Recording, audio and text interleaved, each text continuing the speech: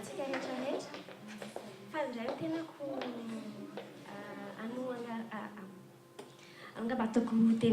comment pas c'était avec l'autre. En fait, je suis vraiment contente de vous donner ce témoignage et ça parle de l'évolution au fur et à mesure de suivre les écoles ici. J'ai pu voir vraiment des changements dans ma vie. Alors, je vais commencer par comment j'ai trouvé cette école HVK Admission. En fait, une fois, Tati V, elle avait organisé une cellule de prière chez elle et j'ai rencontré pasteur Tommy et sa femme, et ainsi que leur maman et les enfants. Et après, à la fin, j'ai demandé son numéro de téléphone. Le temps passait et vu que comme j'étais dans une autre église à Paris ici, j'avais déjà une fonction d'être responsable de cellule de maison, c'est-à-dire je recevais chez moi des gens et on priait ensemble, on louait le Seigneur ensemble. Pendant 4 ans, en fait, j'ai pas trouvé une certaine évolution. Et ce que j'ai fait, j'étais désespérée, j'ai tout fait, j'ai cherché des moyens, j'ai dépensé beaucoup d'argent, j'ai fait même des fêtes. Tonton John Herman est témoin, vu que c'est lui qui m'a désignée en tant que responsable de cellule de maison. Et durant 4 ans, j'ai été vraiment très désespérée parce qu'il n'y avait pas d'évolution, même moi spirituellement. J'ai vu à l'église, je suivais des cours de l'école de la femme et rien ne me comblait dans mon cœur. Et qu'est-ce que j'ai fait? À part, bien sûr, au tout début, j'ai prié. Je pense que c'est la deuxième fois où j'ai prié une nuit durant ces 4 ans, quand j'avais à peu près 27 ans. J'avais demandé au Seigneur de me donner la bonne voie où je devais y aller. J'avais quand même pensé à Pasteur Tommy. À ce moment-là, Pasteur Tommy n'était pas encore un pasteur. Et je l'ai appelé une fois. Et bon, moi, je me suis dit, est-ce que c'est ta volonté? Moi, j'ai pas envie d'appeler, de raconter mes histoires à d'autres personnes. Mais confirme-le-moi. Alors, vous n'allez pas peut-être croire cela, mais j'espère que oui. Parce que quand je raconte ces témoignages aux personnes, c'est comme si c'est comme si je suis folle. Mais comme Jésus dit que dans la parole de Dieu, il est écrit que la sagesse de Dieu, c'est une folie pour les humains. Et en fait, le Seigneur m'a répondu. Moi et mon mari, on s'est garés devant le garage.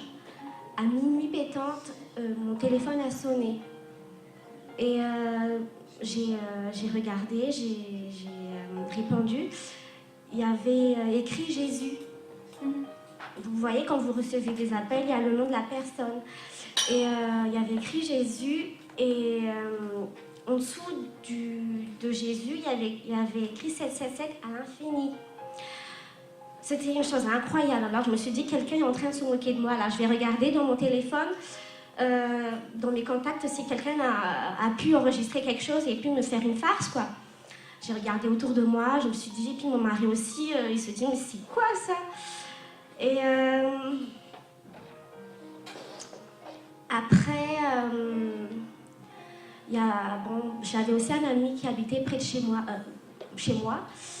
Et cet ami-là, c'était un informaticien spécialisé. Alors, il a regardé mon téléphone et il avait dit, oui, c'est Jésus qui t'appelle. Je dis, arrête, c'est pas vrai. Après, il dit, bah oui, regarde, c'est bizarre, il y a écrit Jésus, en dessous, c'est 777. Quand j'ai essayé de rappeler, ça a sonné dans le vide et il y avait une petite enveloppe en dessous.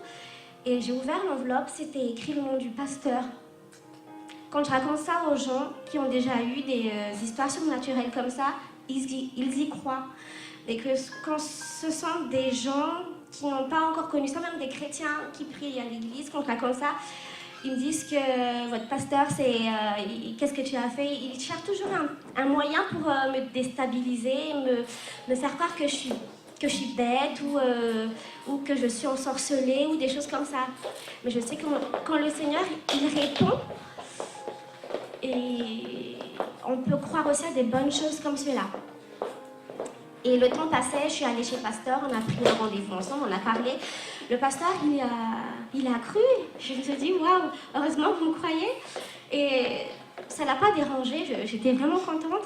Et Tati Mérine, on a parlé un petit peu de mon problème et tout ça. Et elle m'avait dit, Francia, il faut que tu fasses attention au sens, à tous tes sens, l'odorat et tout ça. Je me dis, mais qu'est-ce qu'elle raconte? Je suis rentrée.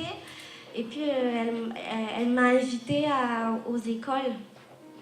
À cette époque, c'était encore chez elle. Chez eux, pardon. Et en fait, je suis venue, j'étais curieuse. Je me sentais bien. Un autre samedi, je suis arrivée. Je me suis sentie encore meilleure. Et au fil du temps, tous les samedis, je venais souvent, pas souvent, tout le temps. Et je ressentais des choses bizarres, c'est-à-dire je souriais tout le temps. Quand je suis rentrée dans la voiture avec mon mari, pendant une semaine, je pense que c'était le baptême du Saint-Esprit. Pendant une semaine, j'arrêtais pas de sourire, même quand je passais dans la voiture, quand mon mari passait, on est dans la voiture, il y a des gens qui passent, et quand on est dans l'embouteillage, il y a d'autres malgaches qui sont là. C'est la première fois que je fais ça, je souris, je dis « Manon !» Des choses bizarres comme ça. Bon, bref, pendant une semaine, j'ai pas arrêté de lire la Bible et c'était vraiment bizarre, chose que j'ai jamais fait. Et même la nuit aussi, que même mon mari a dit c'est quoi ça? J'espère que tu vas pas changer, mais c'est vraiment bizarre, j'arrive même pas à te toucher, même on dirait que t'es illuminé. Et moi je dis, je sais pas ce qui m'arrive aussi. Hein. Alors, quelle évolution ça a apporté dans ma vie, les écoles?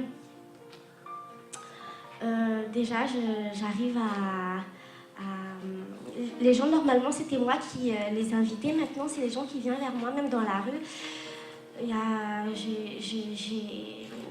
J'ai prié pour une dame qui avait mal au ventre et que c'est des choses comme ça bizarres qui se passent. Je vois des gens qui sont gothiques et qui viennent vers moi et des choses incroyables quoi, où je peux témoigner le nom de Jésus-Christ. Et il y avait vraiment beaucoup de changements spirituels dans ma vie.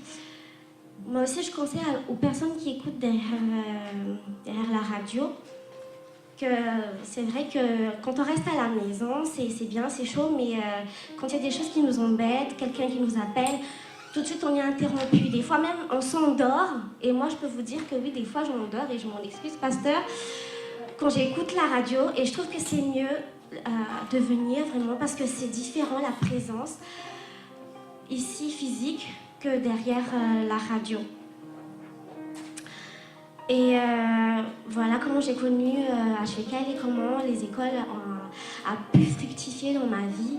Et j'espère que ça vous a quand même fait rendre compte que étudier la Bible, c'est très important et que, comme moi, mon erreur, c'était toujours de servir le Seigneur sans avoir rien, sans même pas avoir quelque chose du Saint-Esprit. Et là, je suis vraiment contente et je ne vais pas laisser une miette. Gloire à Dieu et merci de votre écoute.